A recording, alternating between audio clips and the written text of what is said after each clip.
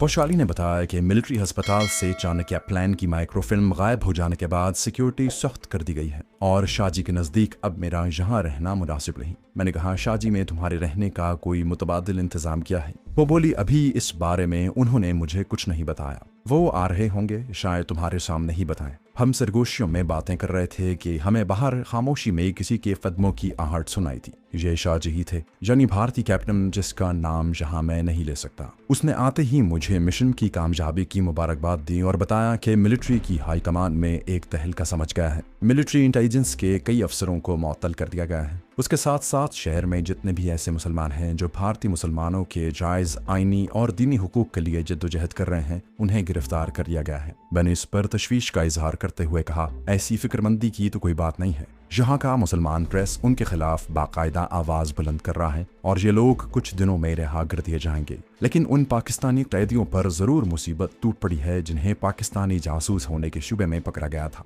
लेकिन खैर, इतनी कुर्बानियाँ तो जिंदा कौम के अफराद को अपनी कौम मिल्लत की बका और सलामती के लिए देनी ही पड़ती हैं। फिर उसने मुझसे माइक्रोफिल्म के बारे में सवाल किया तो मैंने उसे भी सारा किस्सा सुना दिया। वो सोच में पड़ गया। ईंट पर जलती छोटी सी मोमबत्ती की रोशनी में उसका चेहरा फिक्रमंद था। ठोड़ी पर हाथ फेरते हुए उसने चेहरा ऊपर उठाया और बोला, तुम्हें ये अमानत जितनी जल्दी हो सके वतन पाक पहुंचा देनी चाहिए। इस फिल्म का अब भारत में रखा जाना किसी तरह भी मुनासिब नहीं है। मैंने कहा, मैं 2-1 दिनों में उसे पाकिस्तान पहुंचा दूंगा। वो बोला, उस रात अगर खलील अक्लमंदी से काम लेकर मिलिट्री अस्पताल के बाहर से वैगन लेकर भागना चाहता तो हम सब बड़ी मुसीबत में फंस सकते थे। दरअसल खलील के दीनी जज्बे और इस्लाम से जो उसको मोहब्बत है उस पर किसी को शक नहीं हो सकता। लेकिन अगर वो पकड़ा जाता तो इंडियन मिलिट्री इंटेलिजेंस के तशद्दुद की पहली लहर के सामने शायद हथियार डाल देता। मैंने पूछा, पोशाली के बारे में आप मुझे क्या कहना चाहते हैं? कैप्टन ने जवाब दिया, हालात संगीन सूरत इख्तियार कर गए हैं। ये जगह भी अब पोशाली बहन के लिए महफूज नहीं रही। मैंने एक दूसरी जगह का इंतजाम कर लिया है, लेकिन मैं सबसे पहले ये मालूम करना जरूरी समझता हूँ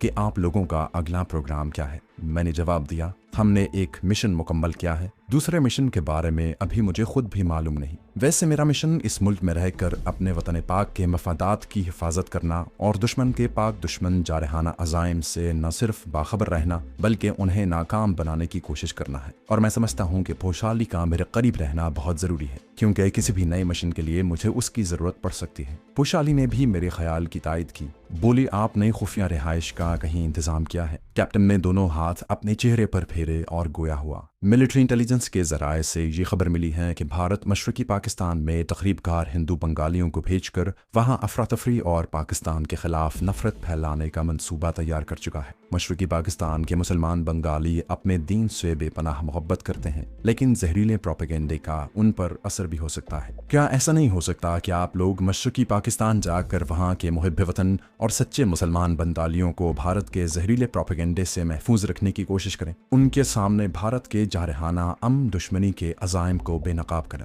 पोशाली कहने लगी, भाई, पाकिस्तान, इस्लाम और अपने मुसलमान भाइयों की भलाई के लिए मैं अपने खून का आखिरी कतरा तक बहा सकती हूँ, लेकिन ये काम मैं अकेली नहीं कर सकती। इसके लिए एक मंसूबे पर बाकायदगी से अमल करने की ज़रूरत है। और मैंने कहा कि मैं पोशाली के साथ मशरकी पाकिस्तान नहीं जा सकता क्योंकि यहाँ मेरा मिशन बड़ा अहम है। मैंने जवाब दिया, मैं अपनी जगह छोड़कर नहीं जा सकता, मगर मेरा ख्याल है कि हमारे मुहिब वतन आदमी वहाँ ज़रूर तामीरी काम कर रहे होंगे। कैप्टन जैसे किसी गहरी सोच में गुम हो गया, फिर चेहरा ऊपर उठाकर बोला, पोशाली बहन, अगर तुम्हारा दिल्ली में रहना ही ज़रूरी है तो फिर तुम्हें मेरे साथ उस जगह चलना होगा जहाँ मैंने तुम्हारी रिहाइश का इंतज़ाम किया है। वहाँ तुम महफूज होगी। पोशाली को ख्वाजा निज़ामुद्दीन औलिया के मज़ार के कब्रिस्तान की कोठरी में दरवेश औरत के रूप में रहना था। वो कहने लगा, इस कब्रिस्तान के बाहर एक क्वार्टर में मेरा एक दोस्त रहता है। उसका नाम यूसुफ शाह है। उसकी उम्र 40 बरस के करीब है। उसने शादी नहीं की और दरगाह शरीफ में रहकर ज़ायरीन की खिदमत करता है, झाड़ू देता है, अकीदतमंदों को हर तरह की सहूलत पहुँचाता है। मेरी तरह वो भी पाकिस्तान से बेहद मोहब्बत करता है। जब मैंने उसे पोशाली के बारे में बताया तो वो फौरन उसे कब्रिस्तान वाली कोठरी में रखने और उसकी हर तरह से हिफाजत करने पर तैयार हो गया। वो मेरा पुराना और गहरा दोस्त है और इंतहाई एतमाद वाला आदमी है। तुम लोग उस पर आंखें बंद करके भरोसा कर सकते हो। खलील की तरह यूसुफ शाह भी अपनी जान दे देगा, मगर तुम्हारा राज किसी को नहीं बताएगा। मैंने उसे सब कुछ समझा दिया है। पोशाली को दरगाह शरीफ की कोठरी में एक खामोशी पसंद दरवेश औरत के भेस में रहना होगा। वहाँ अपना हुलिया भी थोड़ा सा तब्दील करना होगा। मुझे यकीन है कि ऐसे भेस में उसे कोई नहीं पहचान सकेगा। हम दोनों को जाहिर है इस इंतजाम पर क्या एतराज हो सकता था। हमने फौरन हामी भर ली। बातें करते रात के 2 बज गए। कैप्टन ने उठते हुए मेरी तरफ मुतवज्जे होकर कहा, मैं तुम लोगों के साथ नहीं जा सकता। तुम पोशाली को लेकर ख्वाजा साहब की दरगाह शरीफ पर जाओगे। यूसुफ शाह को मैंने तुम दोनों का हुलिया बता दिया है। जब दरगाह के अकबी कब्रिस्तान के दरवाजे पर पहुंचोगे तो एक कंबल पोश ऊंचा लंबा आदमी सर पर सब्ज पटका बांधे तुम्हारी तरफ बढ़ेगा। पोशाली स्याह बुर्ते में होगी जो मैं अपने साथ लाया है। ये कंबल पोश आदमी यूसुफ शाह होगा। वो तुम्हारे पास आकर पूछेगा, भाई रहमत तुम्हारे साथ नहीं आया। तुम उसे जवाब में कहोगे, रहमत बीमार है। ये तुम्हारे दरमियान कोट अल्फाज का तबादला होगा। उसके बाद यूसुफ शाह सब इंतजाम कर देगा। मेरी अगर तुम्हें जरूरत पड़े तो तुम यूसुफ शाह से मिलकर मुझे खुफिया पैगाम भिजवा सकते हो। तुम्हारे बारे में मैंने यूसुफ शाह को सिर्फ इतना ही बताया है कि तुम भी पाकिस्तान की सलामती के लिए यहाँ काम कर रहे हो। तुम कहाँ मुलाजिम हो ये मैंने उसे नहीं बताया। अब तुम लोग तैयार हो जाओ। खलील रक्षा लिए बंद रोड के मोड़ पर तुम्हारा इंतजार कर रहा होगा। हम दोनों को कैप्टन ने अपने सामने रुखसत किया और वो वहीं रुक गया। उसने गर्मजोशी के साथ मुझसे हाथ मिलाया और मैं पोशाली को लेकर गैराज से बाहर निकल आया। रात खामोश, सर्द और चुपचाप थी।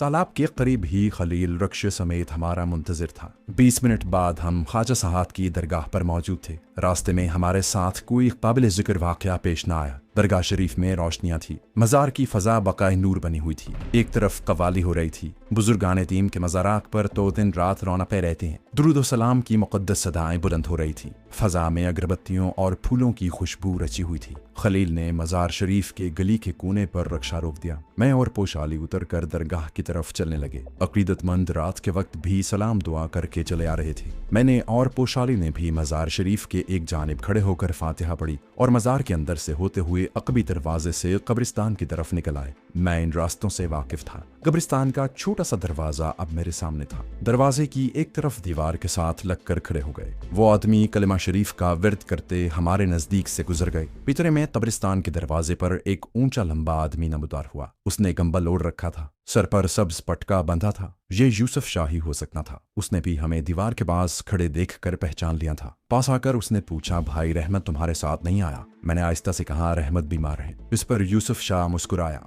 कब्रिस्तान के दरवाजे की तरफ मुड़ते हुए बोला, मेरे साथ आ जाओ। कब्रिस्तान में दाखिल होते ही बाएं जानिब एक वीरान सा रास्ता जाता था। उस पर थोड़ा आगे गए तो सामने एक कोठरी थी। यूसुफ शाह ने कोठरी का दरवाजा खोल दिया। अंदर मिट्टी का दिया पहले ही जल रहा था। हम कोठरी में दाखिल हो गए। यूसुफ शाह ने दरवाजा बंद कर दिया और बोला, शाहजी ने मुझे बहुत कुछ बता दिया है। तुम मुझे अपना भाई समझो। इस्लाम और पाकिस्तान पर मेरी जान भी कुर्बान है। मुझ में और शाहजी में कोई फर्क मत समझना। हमारी बहन को सिर्फ इतनी दिक्कत जरूर होगी कि उसे यहाँ एक दरवेश औरत बनकर रहना होगा। यूसुफ शाह ने पोशाली को लकड़ी के ट्रंक में से सब्ज शलवार कमीज, चादर, कंबल और सर पर बांधने के लिए सब्ज पटका दिया। फिर बोला, मेरी बहन तुम इस कोठरी में रहोगी। दिन के वक्त तुम कब्रिस्तान में धूप में बैठ सकती हो। कोशिश करना कि मज़ार शरीफ की तरफ ना आओ। अगर आना जरूरी हो तो वहाँ ज्यादा मत रुकना। मैंने जहाँ आज ही अपने मुतल्लिका आदमियों को कह दिया है कि बदायून से मेरी एक रिश्तेदार खातून दरगाह शरीफ पर चिल्ला करने आ रही है। वो दरवेश है और किसी से बात नहीं करती। तुम भी किसी से बात मत करना और अगर करनी पड़ जाए तो हूँ हाँ के सिवा कुछ न कहना। उसके बाद वो मेरी तरफ मुतवज्जे हुआ, भाईजान तुम इत्मीनान रखो, हमारी बहन यहाँ मेरी हिफाजत में रहेगी। मैं मुतमईन होकर यूसुफ शाह के साथ बाहर निकल आया। वो मुझे एक तरफ अंधेरे में ले जाकर राजदारी से कहने लगा, भाई तुम कभी कभी रात के वक्त इधर चक्कर लगा जाया करना। शाहजी को अगर कोई पैगाम देना हो तो मुझे बता देना, मैं तुम्हारा पैगाम उन तक पहुंचा दूंगा। मैंने यूसुफ शाह से हाथ में जाना चाहा तो उसने मुझे अपने गले लगा लिया। बोला, अल्लाह तुम्हें अपनी हिफाजत में रखे। मैं तेज तेज कदम उठाता दरगाह शरीफ से बाहर आ गया। खलील रक्शे में बैठा मेरा इंतजार कर रहा था। जब वो मुझे मोती नगर की सड़क पर छोड़कर चला गया तो उस वक्त रात के 3:15 बज चुके थे। मैं अंधेरे में अपने बंगले की अकबी दीवार फलांग कर बाथरूम के दरवाजे से अपने बेडरूम में आकर फौरन ही सो गया। अगली सुबह 8 बजे उठा और नाश्ता करने के बाद दफ्तर की तरफ रवाना हो गया। गाड़ी का प्लग मैं साथ लेता गया था। मैं सीधा दफ्तर के गैराज में गया और गाड़ी का बोनट उठाकर उसका जायजा लेने के बहाने प्लग लगा दिया। पोशाली की तरफ से मैं काफी हद तक मुतमईन हो गया था। सूरत हाल ऐसी थी कि उसकी तस्वीर पुलिस और मिलिट्री इंटेलिजेंस के पास मौजूद थी और वो खुलकर सामने नहीं आ सकती थी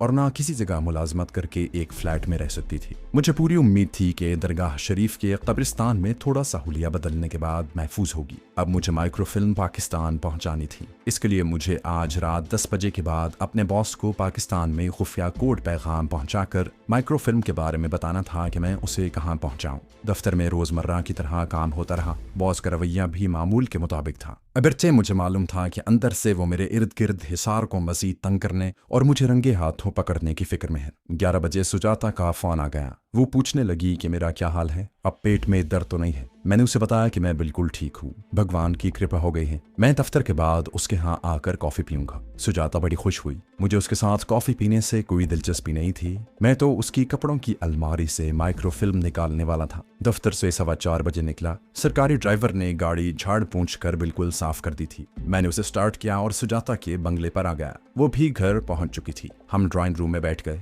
माताजी और पिताजी भी मौजूद थे। वो भी मेरा हाल पूछने लगे थे। मैं सुजाता के बेडरूम में जाने के लिए बेताब था। कोई मौका तलाश कर रहा था। सुजाता दफ्तर के कपड़ों में ही थी। मुझे मालूम था कि वो कपड़े बदलने अपने बेडरूम में जाएगी, लेकिन मैं उसके साथ नहीं जा सकता था। वो अखबार पढ़ रही थी। अखबार मेरी तरफ करके बोली, किशन डियर, एलिजाबेथ टेलर की फिल्म कल से जगत सिनेमा में लग रहे हैं, ये मैं जरूर देखूंगी। मैंने अखबार में छुपे हुए अंग्रेजी फिल्म के इश्तिहार पर एक नजर डाली और सिगार एस्ट्रे में बुझाते हुए कहा, जरूर चलेंगे। सुजाता की माताजी ने किचन की तरफ जाते हुए कहा, सुजाता जाकर कपड़े तो बदलो, मैं किशन के लिए चाय बनाती हूँ। सुजाता अखबार एक तरफ रख कर उठ खड़ी हुई। नहीं माताजी, किशन आज कॉफी पीना चाहता है, मैं अभी आकर कॉफी बनाती हूँ। सुजाता कपड़े बदलने अपने बेडरूम में चली गई। थोड़ी देर बाद वो तंग पतलून पर जर्सी पहने वापस आ गई। वो किचन की तरफ जाने लगी तो मैंने कहा, सुजाता मेरे सर में दर्द हो रहा है, एक गोली दो, मैं तुम्हारे कमरे में जाकर जरा आराम करता हूँ। सुजाता ने पलटकर मेरे माथे पर हाथ रखा और बोली, तुम मेरे कमरे में आराम करो, मैं स्प्रो लाती हूँ।